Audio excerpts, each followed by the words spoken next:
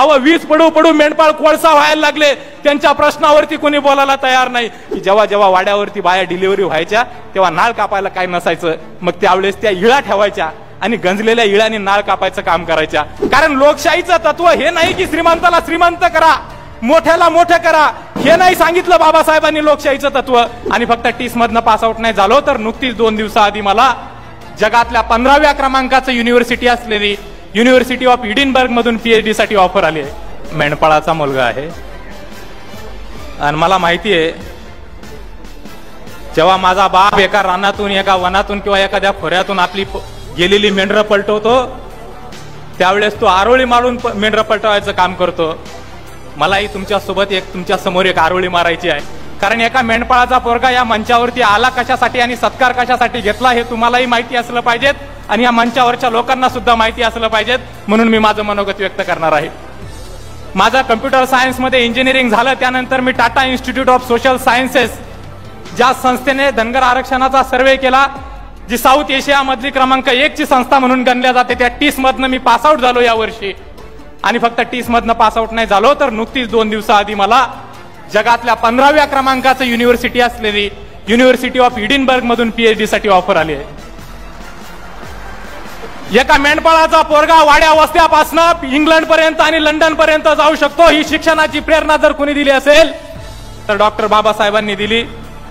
कारण माझ्या बापाकडे ना मोठे काही कुठली संपत्ती नाही ना समृद्धी नाही, पण शिक्षणाच्या बळावरती मेंढक्याच्या वाड्यापासून मेंढपाळाचं पोरग या मंचावरती येऊ शकतं, हे फक्त शिक्षणासाठी आहे. आणि ती प्रेरणा माझ्या मेंढपाळ बांधवांना मिळायला पाहिजेत, त्यांना मिळायला पाहिजेत त्या ठिकाणी. त्यासाठी मी या ठिकाणी आलोय. ज्या मातेची जयंती आज आपण या ठिकाणी साजरी करत आहोत त्या मातेच्या कार्यकाळाकडे पाहिल्यानंतर आपल्याला लक्षात येईल रुपनवर साहेबांनी सांगितलं की भिलकवडी नावाचा कर त्या ठिकाणी होता.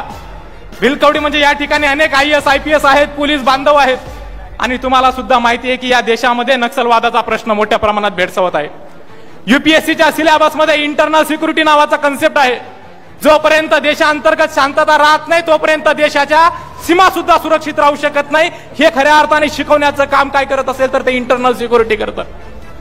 अशा वेळेस आपल्या राज्यातली इंटरनल सिक्युरिटी धोक्यात येऊ नये.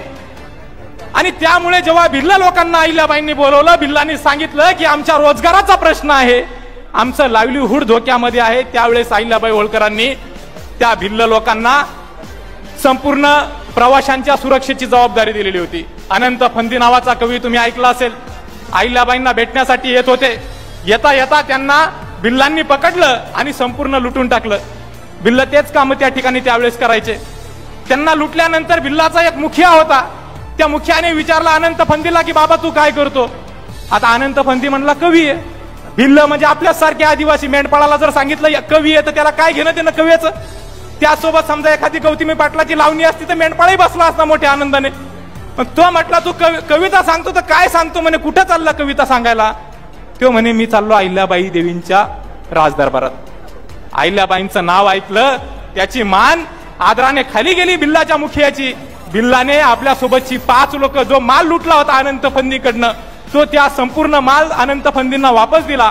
5 शस्त्रधारी लोक त्याच्यासोबत दिली. अहिल्याबाईंच्या दरबारापर्यंत सुरक्षित त्याला पाठवलं कारण त्याच्या जवळची चोरी होऊ नये. इतका महान आदर्श अहिल्याबाईंचा होता त्या ठिकाणी. माळव्यात राज्य होतं. कामं कुठे केली. कामं केली हिमालयाच्या केदारनाथामध्ये. कामं कुठे केली. वेस्टर्न इंडियातलं सोरटी सोमनाथचं मंदिर, ईस्टर्न इंडियातलं जगन्नाथपुरीचं मंदिर. त्या काळामध्ये अहिल्याबाईंनी गंगेच्या पाण्याची कावड चालू केली होती जी आजच्या पशुपतीनाथ नेपाळपासून कन्याकुमारी पर्यंत जाण्याचं काम करत होती. इतिहासातले अनेक तज्ञ असतील. भारत हा राष्ट्र संकल्पना 1947 नंतर राजकीयरित्या अस्तित्वात आली, पण 47च्या आधी सुद्धा अहिल्याबाईंनी आपल्या राज्यकारभारातून सांस्कृतिक राष्ट्रवाद उभा करण्याचं काम केलं होतं. संपूर्ण देशभर राज्य करण्याचं काम केलं होतं. परंतु आज आपण काय केलं. आज अहिल्याबाईंना एका धर्मापुरतं मर्यादित करण्यात आलेलं आहे. आज जिकडे तिकडे पाहतो जाहिरातीमध्ये जिकडे तिकडे धर्मापुरतं हिंदू धर्मरक्षक. अरे अहिल्याबाईंनी फक्त हिंदूंना कामं नव्हती केली. अहिल्याबाईंनी बांधलेल्या बारवावरती मुसलमानही पाणी पित होते, बुद्धही पाणी पित होते. त्यावेळेस समजा बुद्ध ही संकल्पना असेल नसेल, ख्रिश्चन होते तेही पाणी पित होते. सगळेजण इंग्रज सुद्धा पाणी पित होते. अहिल्याबाईंनी कधी धर्माच्या नावावरती राजकारण केलं नाही.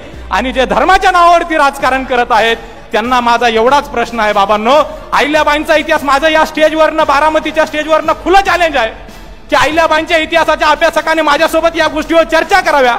की अहिल्याबाईंनी जे 29 वर्ष राज्यकारभार केला, त्या 29 वर्ष राज्यकारभारामध्ये अहिल्याबाईंच्या राज्यावरती आक्रमण करणारा एकच माणूस होता, तो चंद्रावत होता, राजस्थान मधला चंद्रावत होता. त्याने 3 वेळा अहिल्याबाईंच्या राज्यावरती अतिक्रमण करण्याचं काम केलं.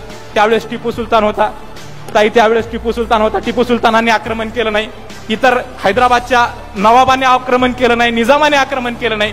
कुणी केलं? हिंदू असणाऱ्या राजस्थानच्या राजाने. मला यशवंतरावांचा जो भाऊ होते विठोजी होळकर, यांना शनिवार वाड्यावरती हत्तीच्या पायी चिरडण्याचं काम पेशव्यांनी केलं होतं. ते कोण होते? अशी अनेक उदाहरणं दिल्या जाते. आणि या उदाहरणाच्या माध्यमातून मला त्या इतिहासात जायचं नाही, पण आपल्या मातेचं कर्तृत्व हे जगाभरापर्यंत आहे. त्या धर्माच्या पलीकडे, प्रदेशाच्या पलीकडे, प्रदेशाच्या भिंती पलीकडे जाऊन केलेलं काम आहे. इंग्रजांचा गव्हर्नर त्या काळी जॉन माल्कम नावाचा माणूस होता. त्याने पुस्तक लिहून ठेवलेलं आहे, the memoir of central India. त्याच्यामध्ये सुद्धा त्यांनी सांगितलं की अहिल्याबाईंचं राज्य प्रशासन she was the excellent example of the good governance. आज गुड गव्हर्नन्सच्या गोष्टी अनेक होतात, हे सुद्धा या निमित्ताने समजून घेतलं पाहिजे. आणि अगदी शेवटच्या याच्यामध्ये माझ्या मनोगतामध्ये मी ज्या समूहातून आलेलो आहे, मी ज्या मेंढपाळ समूहातून आलेलो आहे, त्याचे प्रश्न आपल्या समोर मांडतो.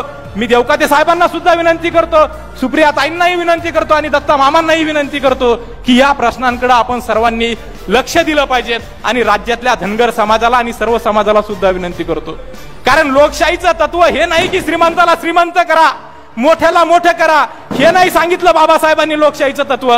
बाबासाहेबांनी लोकशाहीची व्याख्या सांगितली की democracy is the form of governance, की ज्यामध्ये सामान्य माणसाच्या सोशिओ इकॉनॉमिक कंडिशन मध्ये अमूलाग्र बदल घडवून जी संस्था आणते, जी व्यवस्था आणते आणि कुठलंही रक्त न सांडता अशी व्यवस्था निर्माण करता येते, त्याला लोकशाही बाबासाहेबांनी म्हटलेलं आहे. जी सामाजिक स्वातंत्र्याची गोष्ट करते, जी शैक्षणिक स्वातंत्र्याची गोष्ट करते. अशा मेंढपाळ कुटुंबातून मी जेव्हा आलो, सुप्रियाताई, माझा जन्म 9 जूनला झाला. माझ्या आईजवळ मी बसलो आणि आईला विचारलं, आई माझा जन्म कसा झाला? आई म्हणे तू खूप खुश नशीब आहे, नशीबवान आहे. मला आनंद झाला. म्हटलं कोणत्या मल्टी हॉस्पिटलमध्ये झाला का? Multi care, multi facility? आई म्हणे नाही नाही नाही, तुझा जन्म घरात झाला म्हणून तू नशीबवान आहे. म्हटलं घरात झाला? घरात झाला म्हणून नशीबवान कसा? नाही म्हणे तुझ्या भावांचा, तुझ्या बहिणीचा कोणाचा जन्म या खोऱ्यात झाला, कोणाचा जन्म त्या जंगलात झाला, त्याचा जन्म त्याच्या वावरात झाला, तू नशीबवान आहे की तुझा जन्म घरात झाला. मग माझा जन्म घरात झाला म्हणलं कोणती सिस्टर होती का तुझी नाळ कापायला किंवा पेन किलर द्यायला? ताई, माझ्या आईने जे उत्तर दिलं ते कदाचित, ते दुःख कदाचित या मंचावरच्या कोणाला समजणार नाही, पण इथं जो मेंढपाळ आहे, पटकाधारी असेल, लुगड्यावाल्या बाया असतील, त्यांना समजेल. आई म्हणाली की जेव्हा जेव्हा वाड्यावरती बाया डिलिव्हरी व्हायच्या तेव्हा नाळ कापायला काय नसायचं, मग त्यावेळेस त्या इळा ठेवायच्या आणि गंजलेल्या इळ्याने नाळ कापायचं काम करायच्या. पण मी हुशार होते म्हणे. मी शाळेत गेली नाही एकही वर्ग, पण मी हुशार होते.